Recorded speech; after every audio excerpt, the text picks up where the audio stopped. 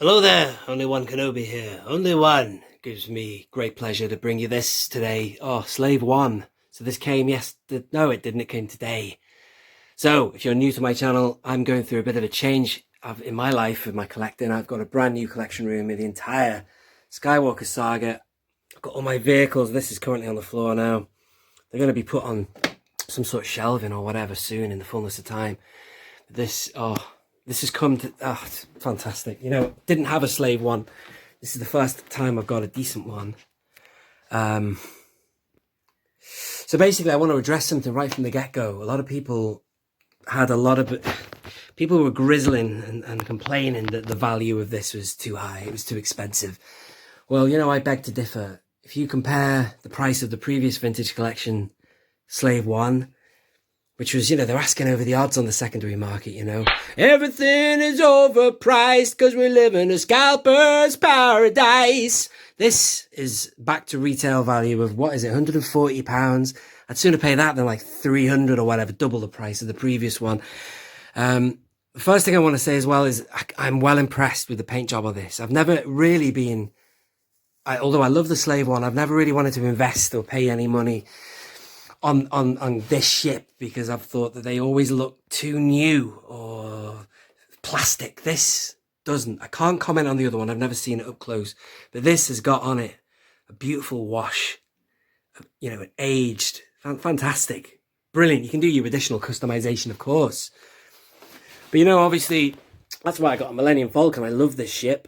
Couldn't not get it, you know. This kind of was the beginning of the end for me. I started to and this has got lovely wash on it as well. You know, after this I started buying collecting. I'm the Katana, of course, but so yeah, the original one, I don't think it has that much detail on it. And if you of course you get the stand with this one as well. If you spin it round, look at the back as well. Now I did get a Slave One a couple of months ago. I went to I bought a Jango Fett Slave One from 2002, and that's like half the size of this, and also it's got no weathering or anything. It looks like a toy, basically. Well, they are toys, but you know what I mean? I want something that looks like a movie model or something, and this is definitely in that direction. It's perfect. So I just wanted to give you an overview. I've already done an unboxing, and I showed all the bits and bobs on my Patreon page. This is just, you know, all set up. Just want to show it to you, and obviously the packaging as well is awesome. This is different from the previous packaging. I'm sure you are aware of that, but if you're not, this has got much more going on. And also I really hope, you know, with back TVC in mind, they're going to give us some of these guys as well. But it doesn't look likely. Where are we? We're nearly halfway through the year, and there's so much more for Empire Strikes Back they could have and should have been given us. Yet to happen, but still. So there you go. There's the packaging. Really good. I'm just made up because that's the other reason I've never really wanted to invest in a Slave One, because I'd hate the idea of having it lying in parked position, which is the other way. I always, that's the brilliant thing, though people have said, oh, it's more expensive than the other release. It comes with a stand, you know, and it's got much better detail on it. And also, my God, look at the previous price now on the secondary market. It's ridiculous, overpriced. So what I'll do is I might cut in a minute and show you some features. This is just very uncut, this, you know, I'm just literally just reacting to it and just very impressed. I'm impressed. Nobody's been able to get out of you what you did with the map. No, I am impressed. It's really good.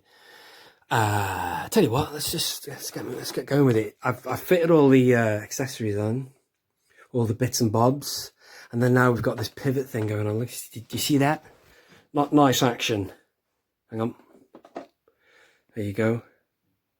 Such a bizarre ship. You always wonder, well, what it's lying on its side now, and you know, which way are they sat? But obviously it pivots, which is pretty nifty.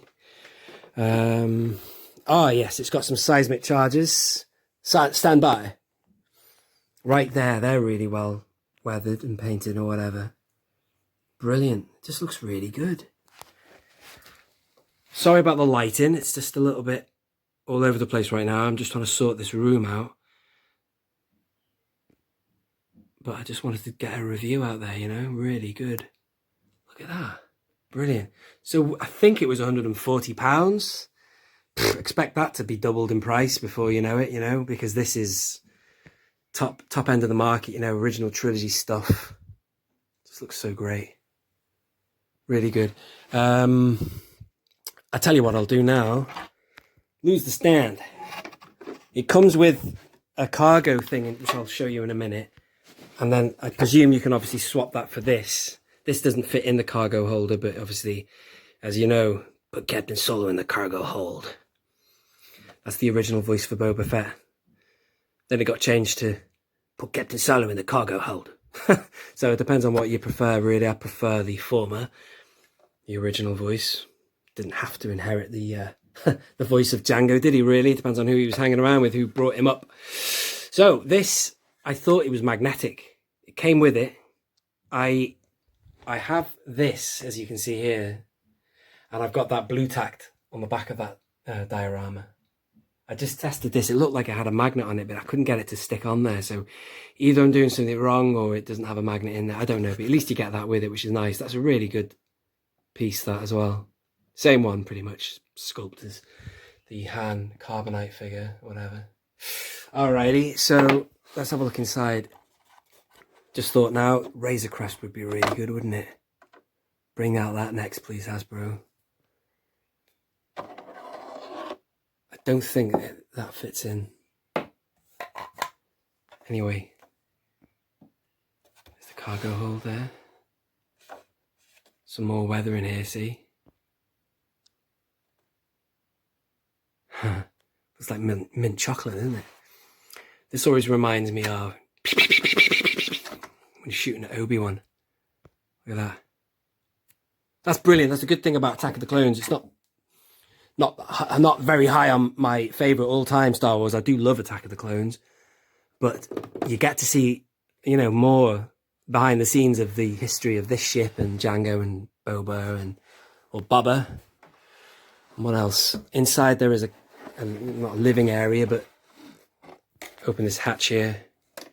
Look at that. So reminiscent of the colour scheme. Just matches this. So I got that. Check out my channel if you want to see a review of that helmet as well. This is awesome. This is good stuff. There's loads I wish they had brought out this year for the 40th anniversary, but you can't grizzle at the fact they brought out a Slave 1 and a Fett helmet. So that's good, Hasbro, man. I like that. Sorry, excuse me a minute. Just trying to get this thing open. So this has just reminded me of the Razor Crest, the fact that I'd love them to release that, but at least you get an area. You've got some peg holes there. There's some decals already put in there, you see. But it's funny that they've attached some stickers, but they've also given you some additional ones to add on. I haven't put them on yet. I don't wish to, really. I'll take my time on that. There's enough detail and stuff going on with this to look good enough without me putting stickers on or whatever. I don't want to balls it up. So anyway, great ship. You got to get it, man. Get it now before, as I say, it's competitive with the price of the original one from the vintage collection. It's definitely the definitive this. It's got to be. It's fantastic. And then also, just, it adds to my big ship collection, man. I've got this, I've got the Katana, and I've got the Slave One's an important piece for the original trilogy. Really happy. Now, what I'm going to have to do is I'm going to have to cut there while I just mount it again and we'll say goodbye. Boom. Alrighty, so all done there. Thank you so much for watching. Don't forget to hit the like button, subscribe if you are new around here. If you are new around here, I set my channel up to talk about the future of the vintage collection, what we should be getting, what we could be getting. And that was 2 years ago I started stuff, and this new Back TVC campaign, I had a little series of videos a while ago called the Vintage Collection Wishlist. Here's a couple of characters. Obviously, this is a brilliant Fett, by the way. The removable helmet Vintage Collection ones. The best, the nicest painted Fett. Just thought I'd bring in these two fellas, speaking of the 40th anniversary. Lobot, Ugnaught, Vintage Collection is calling for these guys. Still no sign, Lobot would be brilliant. An updated Lando as well, no doubt. But, I just thought I'd mention that. Check out that series. I'm going to do some more about that because I want to join in. There's a lot of noise happening right now with Back TVC. And it's brilliant. If that can get things moving, brilliant. You make some noise as well. Use that hashtag. But anyway, this is a brilliant piece. Go and get it before it sells out. Sure it will. Thank you so much for watching. This has been Only One Kenobi. Only one.